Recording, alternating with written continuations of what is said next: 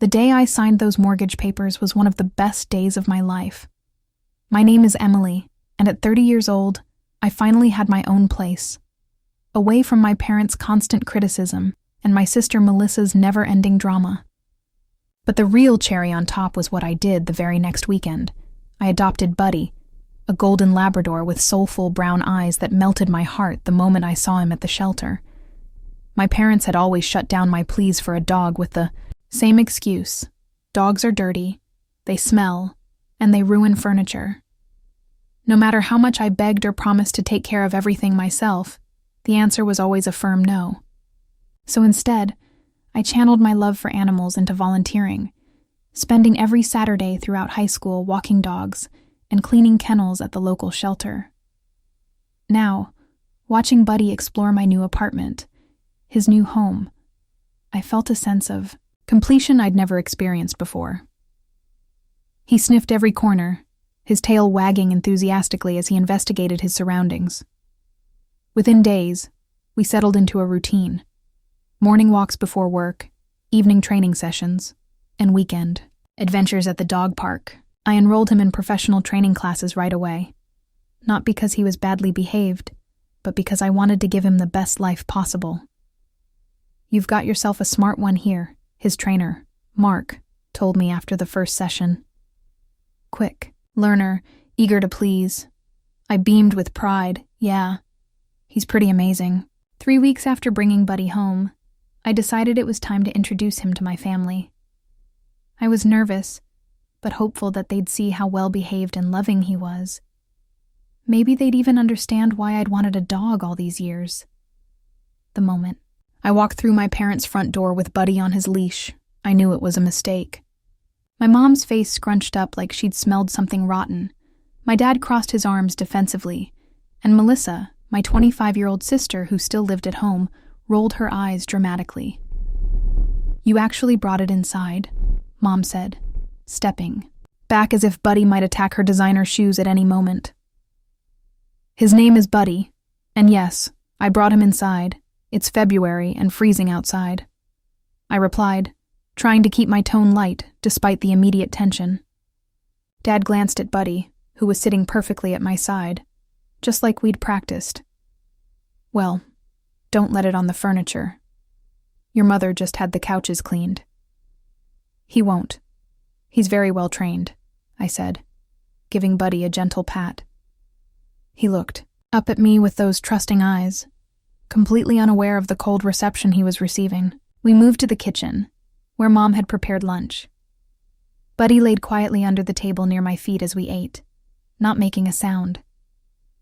"So, Melissa," Mom started, her voice immediately warming, "tell Emily about your promotion." Melissa straightened up, her face brightening. "Yeah, my boss practically guaranteed I'll get it. Just a couple more weeks, and I'll finally be able to afford my own place. A place where I can live however I want, without constantly having to check with Mom and Dad about everything." The irony wasn't lost on me. She complained about our parents' control while still living under their roof and following their rules at 25. "Well, we're very proud of you," Dad said, beaming at her. Then, as if remembering I was there too, he added, "Emily's doing well with her mortgage payments, right?" Before I could answer, I felt Buddy's shift under the table. Melissa let out a dramatic yelp. It touched me. "Get it away," she shrieked, pushing her chair back. "He just wanted to say hello," I explained, gently guiding Buddy back to my side. "He's friendly." Mom shook her head firmly. "Emily, I think it's best if you don't bring the dog when you visit in the future. Your sister's clearly uncomfortable, and frankly, so are we." I looked around the table at their disapproving faces, feeling a familiar disappointment settle in my chest. Nothing had changed. I was still the odd one out in this family, and now Buddy was too. "We should get going," I said, standing up abruptly. "I have some errands to run before evening." As I drove home with Buddy sitting calmly in the passenger seat, I realized something had shifted. For years I'd tried to please my parents, to fit into their expectations. But now, With my own home and Buddy by my side, I finally had the freedom to live on my own terms. "Just you and me, Buddy," I said, reaching over to scratch behind his ears. And honestly, that's all I need. Over the next few months, my visits to my parents' house became less frequent. When I did go, it was only when my friend Tara could watch Buddy for a few hours.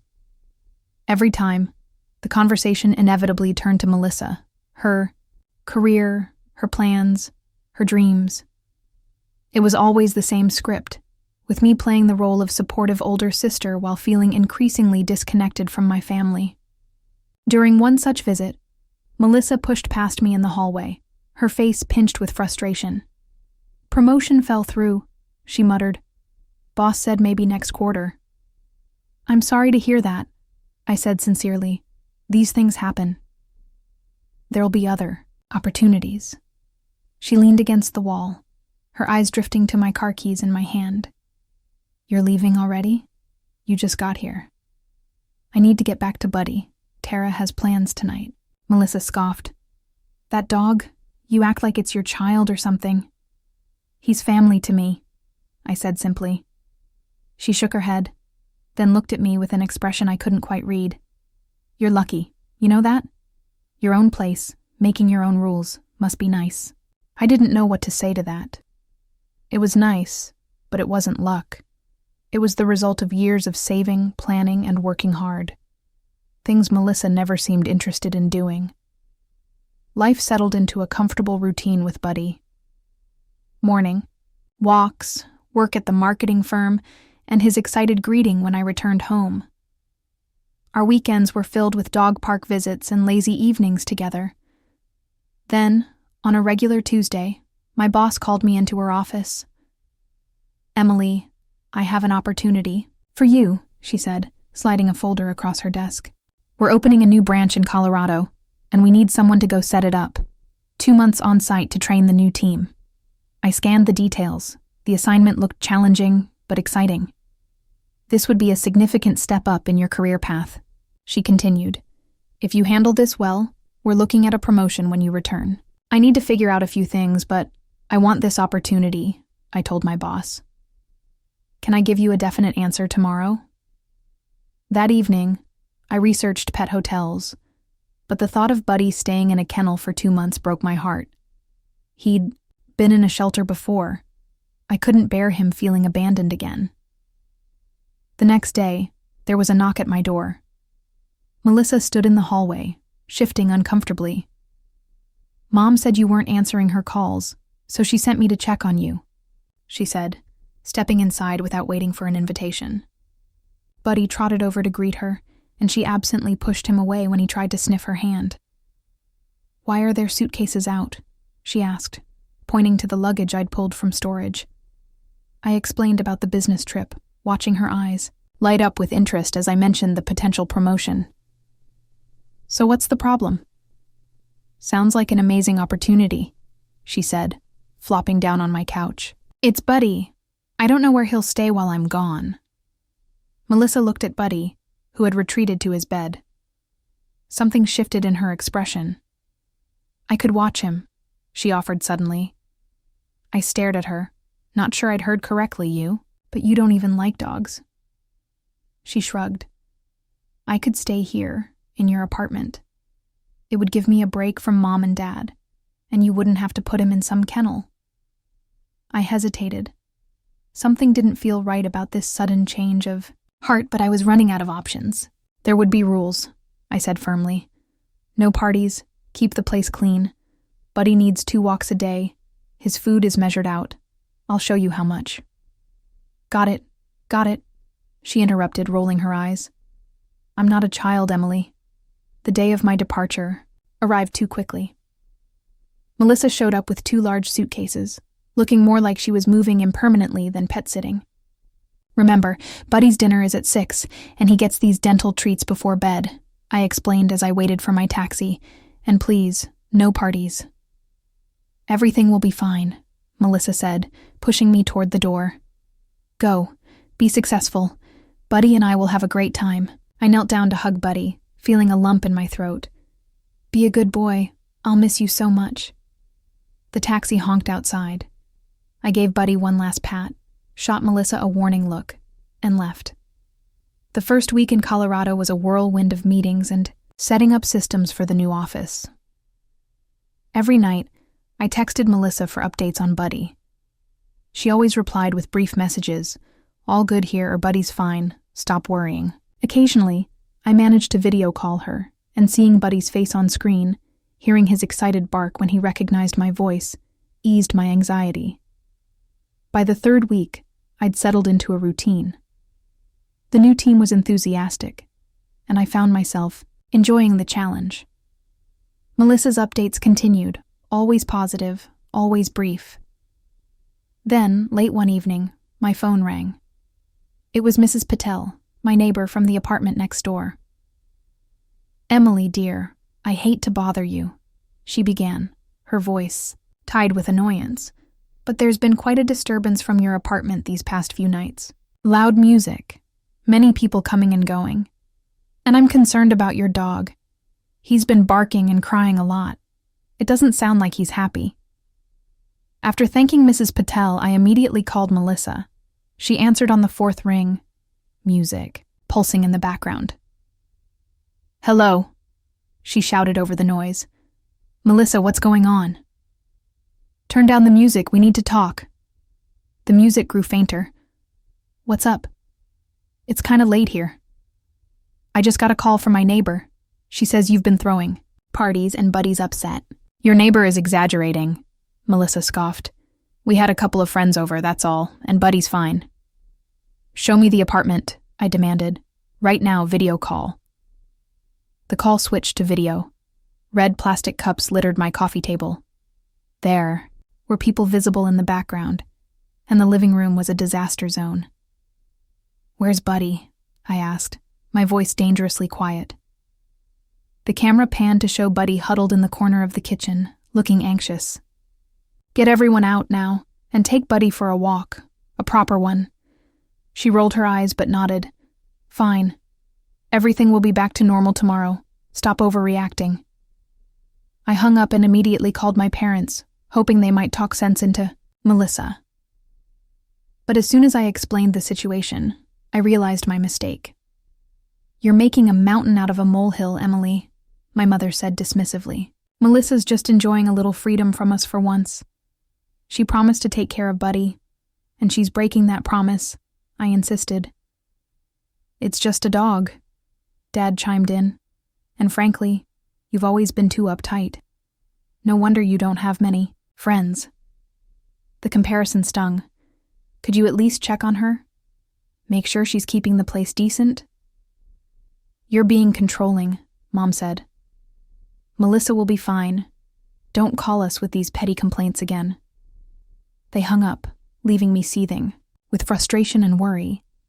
I should have known better than to expect their support. As always, Melissa was the golden child who could do no wrong. The days following my confrontation with Melissa blurred together. I threw myself into work, trying to ignore the constant worry about Buddy in my apartment.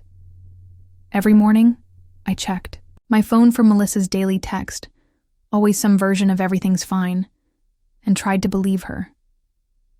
Over the weekend, I tried calling Melissa for a video chat. I missed Buddy terribly and needed to see his face, to hear him bark with excitement when he recognized my voice. "Sorry, can't talk right now." "Walking, Buddy," read her text response to my call. I tried again that evening. "Making dinner, call tomorrow." Tomorrow came, and again, excuses. By Monday, I was getting suspicious. This pattern continued for days. Whenever I tried to see Buddy on video, Melissa always had a reason why she couldn't show him. "Send me a picture of him," I texted her directly. Hours later, a photo arrived. Buddy lounging on my couch, looking happy and relaxed. I felt a momentary relief until I took a closer look at the image. The light coming through the window suggested early morning, not evening when she sent it. I scrolled back through my text history, finding earlier photos she'd sent. There it was, the exact same image, sent 3 weeks earlier. She was recycling old photos. My heart raced as panic set in. Why would she send old pictures unless something was wrong? With shaking hands, I dialed Mrs. Patel's number. "Hello, Emily," she answered, sounding less irritated than during our last conversation. "Hi, Mrs. Patel. I'm sorry to bother you, but I need to ask about my dog. Have you seen Buddy recently? Heard him barking?" There was a pause that made my blood run cold. "Now that you mention it, I haven't heard your dog in at least 2 weeks. The parties have continued, though they're quieter now. But no barking, no dog sounds at all." I thanked her and hung up, my mind racing with terrible possibilities. Where was Buddy? What had Melissa done? I immediately texted my sister, "I need to see Buddy, video call, now." The message showed as read, but no response came. I called again, straight to voicemail. I left a message, my voice trembling with a mixture of fear and rage. "Melissa, I know you're lying about the photos. Call me back immediately and show me Buddy, or I swear I'll call the police and report him stolen." Hours passed with no response. I couldn't concentrate on work, couldn't eat, couldn't think about anything except Buddy. The night passed in a sleepless blur as I checked my phone every few minutes, hoping for a response that never came. By morning, I knew I couldn't wait any longer. I called my boss, my fingers trembling as I dialed. "Jenna speaking," she answered on the second ring. "It's Emily. I need to go home," I blurted out. "It's an emergency." "Emily, what's wrong?" my boss sounded concerned. I explained the situation as calmly as I could, though I could hear my voice cracking. "I think something's happened to my dog. My sister won't answer my calls, and my neighbor hasn't seen or heard him in weeks. I understand you're worried, but we're in the middle of this project. Could you wait until the weekend?" she suggested, gently. I shook my head even though she couldn't see me, tears threatening to spill. I know this project is important for my career. I know I'm risking my promotion, but Buddy is family to me. And I can't sit here doing spreadsheets when he might be. I couldn't finish the sentence. There was a long pause on the other end, then a sigh. I had a dog growing up. If I were in your shoes, I'd do the same thing. Another pause. "Go. You've already accomplished most of what we needed anyway. We can handle the rest." I booked the first flight I could find, packed my bags in a frenzy, and headed to the airport. By the time my plane landed, it was nearly midnight. I took a taxi straight to my apartment, rehearsing what I would say to Melissa. The fury that had been building inside me for the past 24 hours had crystallized into something cold and hard. As the taxi pulled up to my building, I could hear music from the 3rd floor. My floor. Great, another party. I paid the driver, grabbed my suitcase, and marched up the stairs. The music grew louder as I approached my door. The scene that greeted me was exactly what I'd expected. About a dozen people sprawled across my living room, drinking from red cups, my furniture pushed against the walls to make space for dancing. The air reeked of alcohol and cigarettes. I dropped my suitcase with a thud, walked to the speaker system, and yanked the plug from the wall. The sudden silence made everyone freeze and turn toward me. "Party's over," I announced, my voice steady despite the rage boiling inside me. "Everyone out. Now." There were confused murmurs, but something in my expression must have conveyed that I wasn't to be argued with. People began gathering their things, filing past me with awkward apologies and averted gazes. Melissa emerged from the kitchen, her face registering shock when she saw me. "Emily? What are you doing here? You're supposed to be in Colorado. Where's Buddy?" I demanded, ignoring her question. She glanced around nervously as the last of her guests left. He's not here right now." "I can see that," I said, stepping closer to her. "Where is he, Melissa?" Something in her expression changed. A flicker of vindictiveness crossed her face. "Fine. You want to know where your precious dog is?" I got tired of him. He wouldn't stop barking whenever we had people over. He was ruining all my fun. My heart dropped. "What did you do?" I took him to a shelter, she said, her voice cold. He was a pain in the ass anyway. The world seemed to stop. I stared at my sister, this person I'd grown up with, now a complete stranger to me. In that moment, I hated her with an intensity that frightened me. "Get out," I whispered. "Pack your things and get out right now, or I swear I'll do something we'll both regret." The moment she was gone, I collapsed onto the couch, exhaustion and fear washing over me. Buddy was in a shelter somewhere. But which one? There were at least a dozen in the city. I pulled myself together and grabbed my phone.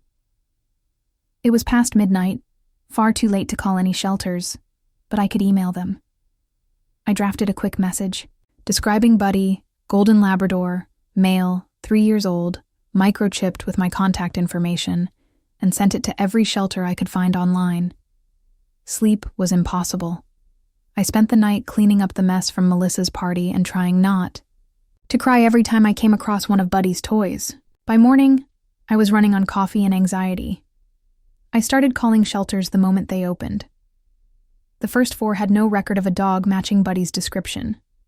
The 5th call changed everything. Yes, we did have a lab brought in about 2 weeks ago, the woman on the phone confirmed. Female said it was a stray she'd found, but he had a microchip.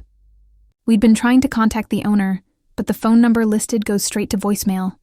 My old number, I'd changed it 6 months ago and updated it everywhere, except, apparently, Buddy's microchip registry.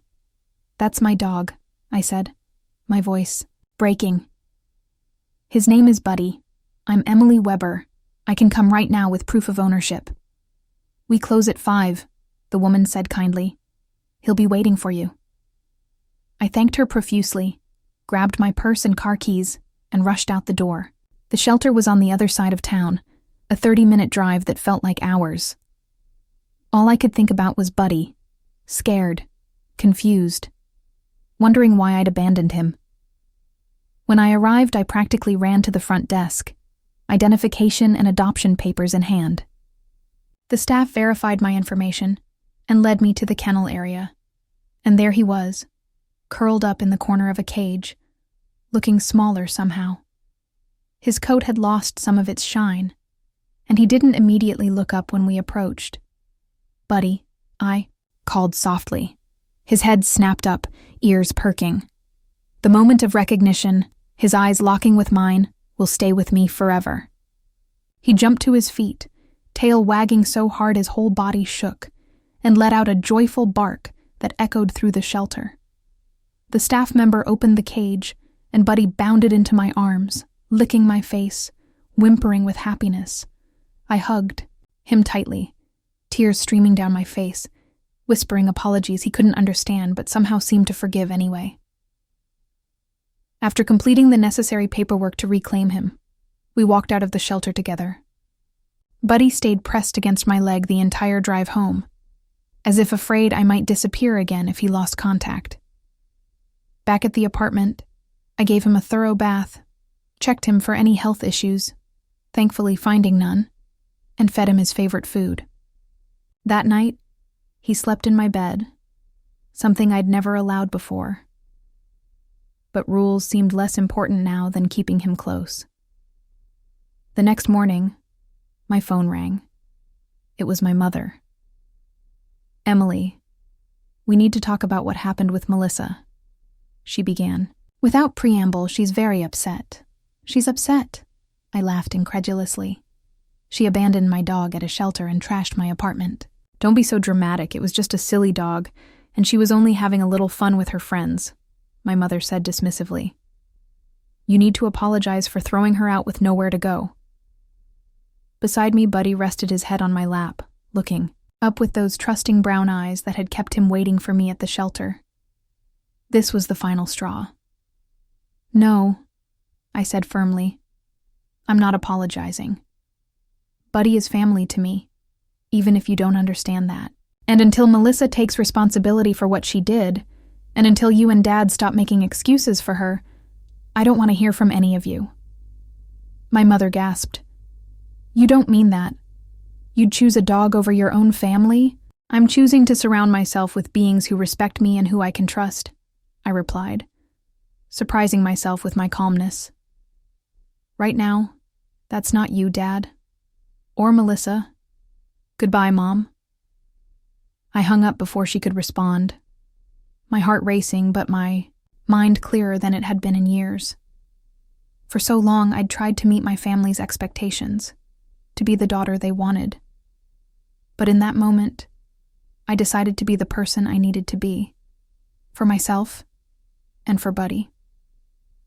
The following weeks weren't easy. My parents and Melissa called and texted repeatedly, alternating between guilt trips and angry accusations. I blocked their numbers. I needed space to heal, to rebuild the trust that had been shattered, not just between Buddy and me, but my trust in my own judgment. Work was a welcome distraction.